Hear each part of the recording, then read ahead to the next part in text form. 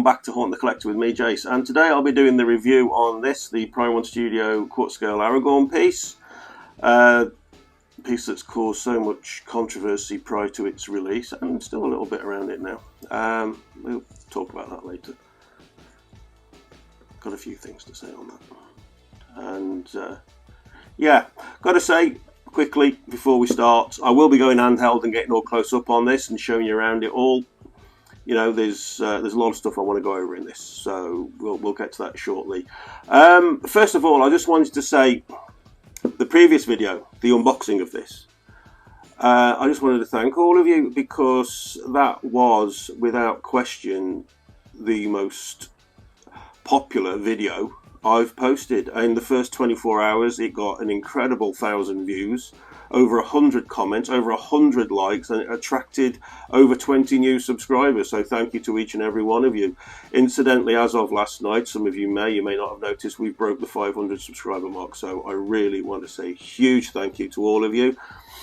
As most of you will know, you know what that means, what's going to be coming up shortly. To those of you who don't, I am doing a Lord of the Rings giveaway at 500 subscribers, which we have now reached, so that will be coming soon. First off, I want to discuss the basic concept of this piece, because I know there's quite a few people out there who don't like this. Now, I personally would have preferred if Prime 1 had done with this, with what they've done with the Night King from Game of Thrones, where you could have had, you know, this guy, the King of the Dead, and maybe one of the other guys on a separate base standing, and you could have slid the base up behind Aragorn, and it would have been a double purchase piece if you wanted to go for that, or you could just buy Aragorn on himself. I think they missed a bit of a trick there. I think that would have been a better concept by far, but I can get on board with this concept as well. But I can understand why some of you don't like this concept, but for me, it's actually gone that I originally bought this piece because I love this guy so much. You know, I like my dark characters and everything else, and I felt this probably is the only way we're going to get him by Prime 1. I don't think we're going to see a standalone piece, sadly. Certainly not by Prime 1. One of the other companies might do it. Queen Studios, Infinity Studios. Anyway, I'm going to go handheld now, coming close, and we're going to talk through the entire piece. So there are areas where it's got issues, but we'll talk about them when we get to them. Okay, are you ready? Okay, it's time to go in closer. Here we go, and I'm not going to bang the table because you know what happened last time. Okay, so I'm going to be consciously aware of keeping this in focus for you all, and also keeping the camera steady as I can, folks. So, starting with the very base, quite like it. I suppose that's representative of the structure, the entrance, and the interior of the Dwimmelberg. Is it Dwimmelberg? Correct me if I pronounce that right. It's nice to have a base with a different surround on it. A few people were saying that they would have preferred this to have been Aragorn based at not Amon Hen, sorry, Helm's Deep. So he would have coupled up with Legolas and Gimli. Personally, I'm glad they didn't do that. I don't want all of the Fellowship, or you know, several pieces to all be from the same scene. I think the fact that Legolas and Gimli were best friends and fought together and challenged each other, it works for them to both be based at Helm's Deep. Whereas I think with Aragorn, I mean, to have him here with the army of the dead, I mean, how cool is that? I mean, could you imagine that you turn up at a huge battle and you've got an army of the dead with you? I mean, that is like mega cool. That's level 10. You know, so I love the fact that they've chosen this moment from Return of the King to do it. And yeah, so the actual base surround, the sort of the step area leading up to where Aragorn is, that's meh. That to me is meh. Again, I'm getting a bit closer. There's some texture to it. There's a little bit of work in it, but again, a bit of a drab paint application. I'll show you on the other side and on the top as well. Fortunately, it doesn't really detract from everywhere else. So a minor gripe there.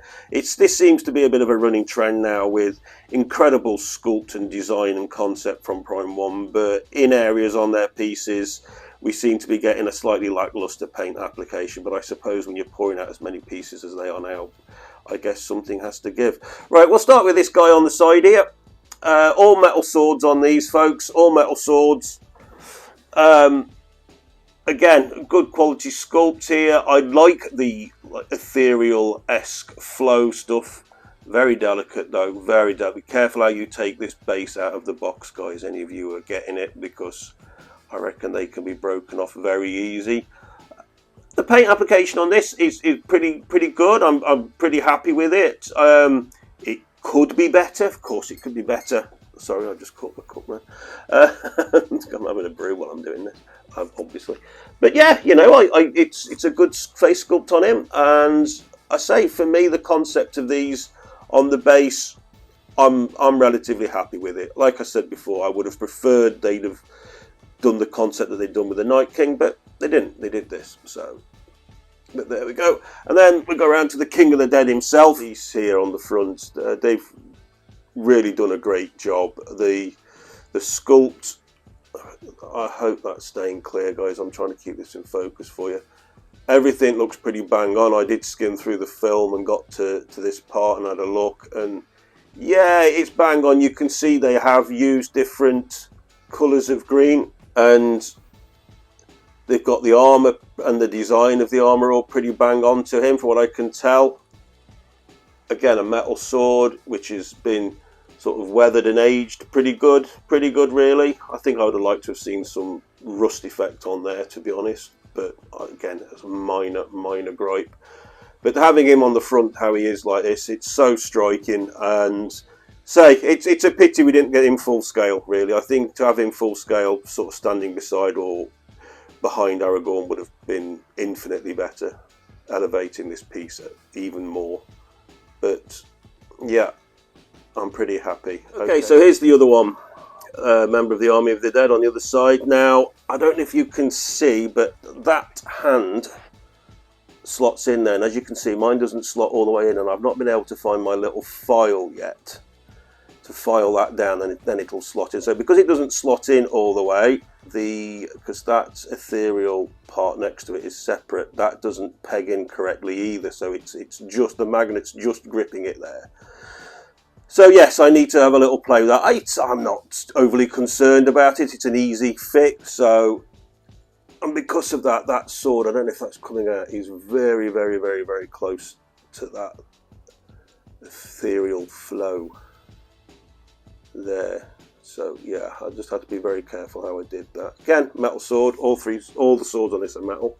So here we are at the back, which is pretty basic, I suppose. They have gone to the effort of putting the even star on the back there, which, you know, it's a nice little addition. It's better than just leaving it bland and empty.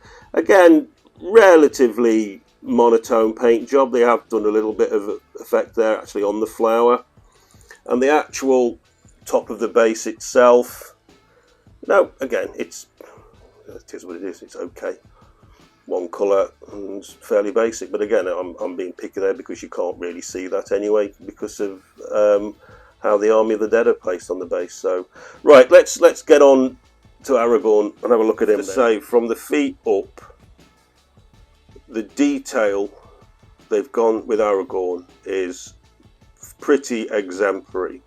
Now, the only thing I'll say, the boots and the weathering on the boots is fantastic. I don't know if that's coming out, but the rope around the boots, which you might have noticed I picked up on when I did the unboxing. I don't know if that's coming out. Yeah, I wish they painted that a different colour. I wish they just paid a bit more attention to the rope going around his calf there on the boot. It's pretty much exactly the same colour as the boot, guys. But if you look at the boot itself, there's mud splatters on it. There's the texture there of the leather, which changes as it goes up into the folded over part. You know, it's superb. It really is. And then the texture of the leather trousers for me is really good. And again, you've got paint applications on there showing that it's got the worn look on it. It really does have, the sculpt gives it that worn look. And then if we go on here, I don't know if this is coming out on camera, but the underside of his jerkin there, which is the flap pacing up, so this bit here, this is all sculpted. Any people who've got this in hand will tell you it's captured what the underside of leather looks like, the texture and the colour I don't know if it's coming out very well on camera, but I assure you, it looks superb. Such minor detail. And again, there with the belt, you know, again, they've only used really one colour application on it, but the actual sculpt and the textures that they've got into it are absolutely superb. And even his little pouch in there, I don't know if you can see that or not. But again, with the jerkin, which I'll just show you this here. So you've got the brooch there, the Leaf of Lorien, the Lothlorien is it?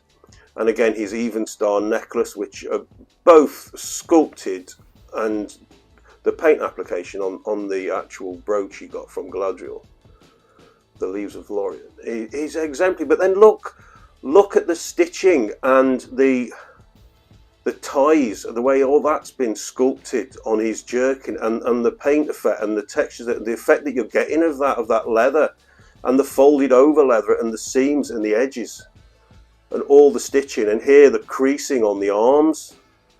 It's got that proper, any of you who've had a wax jacket, you know the way you get those different colours of greens when it wears in? I think that looks perfect on that arm there. It really is. Coming down to his gauntlets, you've got the, sorry, I'm trying to keep this in focus for you all. These are absolutely bang on to the ones he had in the film, the detail on them. You've got the, if that's coming through, the silver tree of Minas Tirith on there. Got the, obviously the base of the sword of Narsil. But the ring of Bara here, even trying to pronounce it right for you. The detail on that is superb, and even his hand, you've got all the veins in his hand. And again, the other gauntlet here. I mean, look at that. Look how good that looks. It looks, the textures and the colour applications on this area here is superb. It's absolutely superb. I'm so in. Then I need to pan back a bit here. The flow here of his jerkin, and then his like his overcoat, and then his cape on the back, and how that all looks when you look at him from a few feet away. The flow and everything they've got in that, the movement is sublime. It is so accurate. There is so much work gone into that, and people who get this in hand, they'll know what I mean when you look at it and you go around. And I don't know how well this is coming across on the video, but it's incredible. In hand, it is incredible. I've been mesmerised by it. Honestly, I have. It's so ironic that this piece that attracted initially so much negativity has turned out to be so exemplary. Really, honestly, it has, everyone. I've been pretty amazed at just how good this piece looks. For me, this has the potential to be one of the best Aragorn pieces you can get. £750 this cost, by the way. This is the regular edition. £750.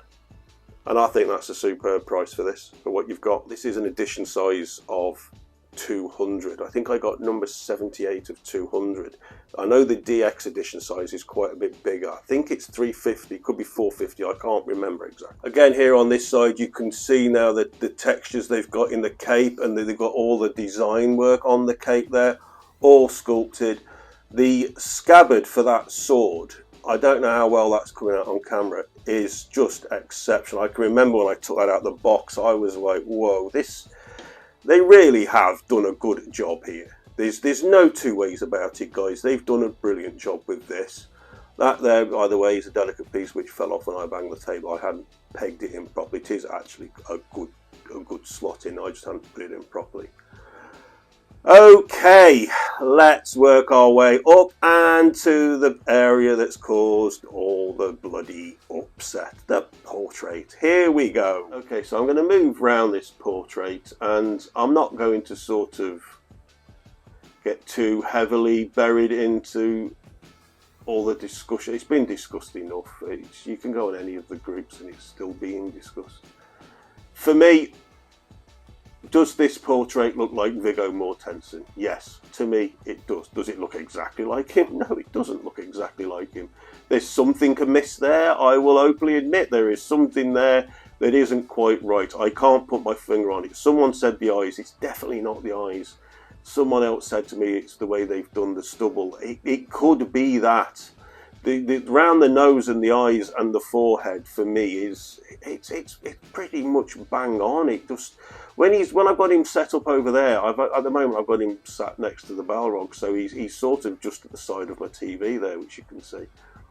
And I'm just totally ignoring what's on the telly. I just keep looking over at him, and I just see Viggo.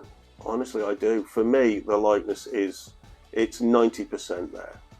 Okay, so here we have him face on. I mean, I don't know if this is coming out. They've even got the scar on his lip, and can you see the wrinkles on his forehead there? The eyes are done so well. I'm sure this isn't coming out on camera anywhere near as good as it is in hand.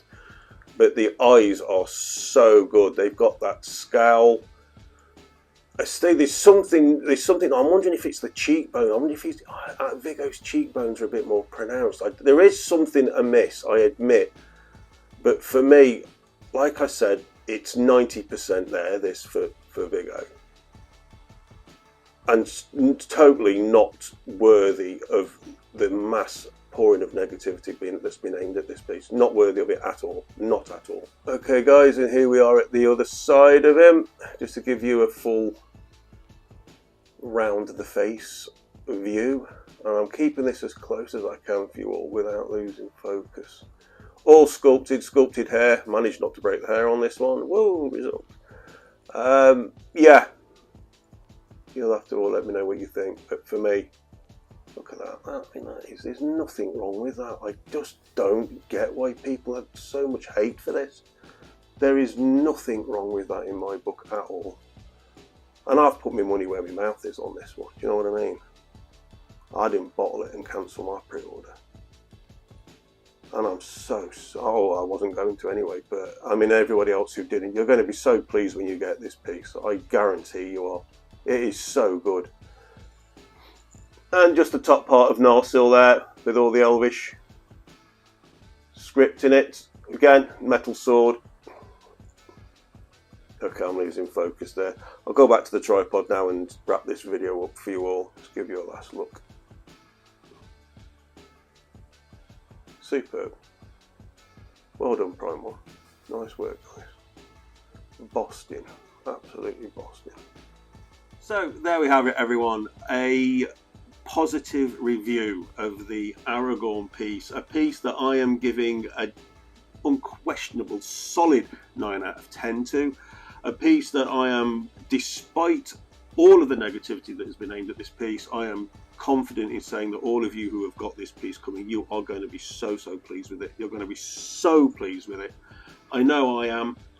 And for all those who are against this piece, for whatever reason, the concept, the sculpt, the fate, blah, blah, blah, blah, I welcome constructive critique, and I'm happy to chat with people who have that. That's it for this video. Thank you to all of you who have been watching and messaging and commenting. Please keep the comments coming. We are, as you know, now up to 500, so obviously the Lord of the Rings giveaway video will be coming in the future at some point. So it is worth noting quickly that I am actually off on holiday a week today, so I will probably wait until I get back, if that's okay, and I'll do it then. I'll be showing you what I've got, what prizes there are for the giveaway and all that, and I'll do it then. Cheers everyone. If you've enjoyed the video, please give it a like. As I've already said, you know the score. Anything you want to ask, say, blah, blah, blah, stick it below in the comments. And obviously, if you want to be part of the 500 subscriber giveaway, you need to be a subscriber. So that's it from me for this video. All that's left for me to say is huge thanks to all of you. As always, I hope you have a great weekend, and it's bank holiday weekend this weekend, so I hope you're all enjoying whatever it is you're doing, and I will catch you all on the next video, whenever that is. It'll be the next few days anyway, so take care of yourselves. Thanks as always, guys, and I'll see you on the next video. Try a bit.